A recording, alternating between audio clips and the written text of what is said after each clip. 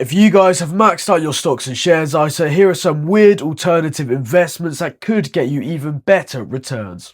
Last year I maxed out my stocks and shares ISA, so I looked at some of the physical assets I could buy outside of my stocks and shares ISA that will appreciate just as much. Some of these are a little peculiar, but these require zero effort. Some of them require a little knowledge, but they appreciate all the way from 10 to 20% a year, and one of them even has no capital gains tax on it. So here are the 4 assets you can buy outside your stocks and shares ISA to keep up, if not outperform, your other assets.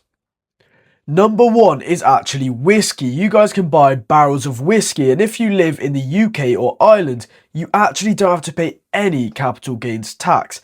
That is because it is classified as a wasting asset.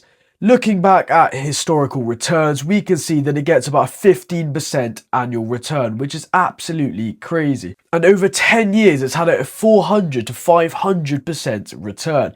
You guys can buy barrels of whiskey using online sites. Makes it much easier than having to buy barrels and store it in your home yourself, and you get physical proof that the barrel is actually yours. You can then sell whenever you want, and it's another physical asset you guys can add to your portfolio if you've maxed out your stocks and shares ISA.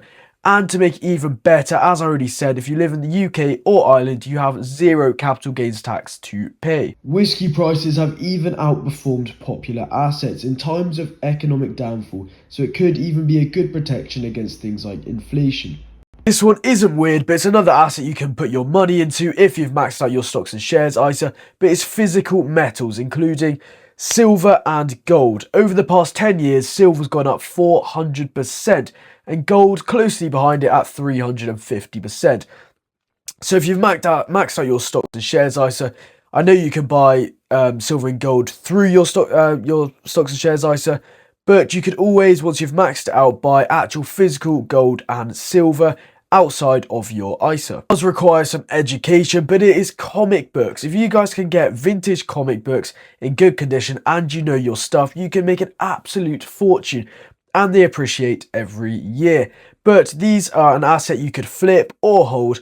But as you see on eBay, there's some comics going for thousands of pounds.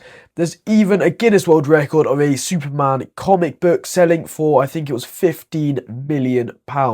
Absolutely crazy. This one does require some time or some knowledge about the subject, but a really good one to keep on your radar. Trading cards. Specifically, I looked at Pokemon cards.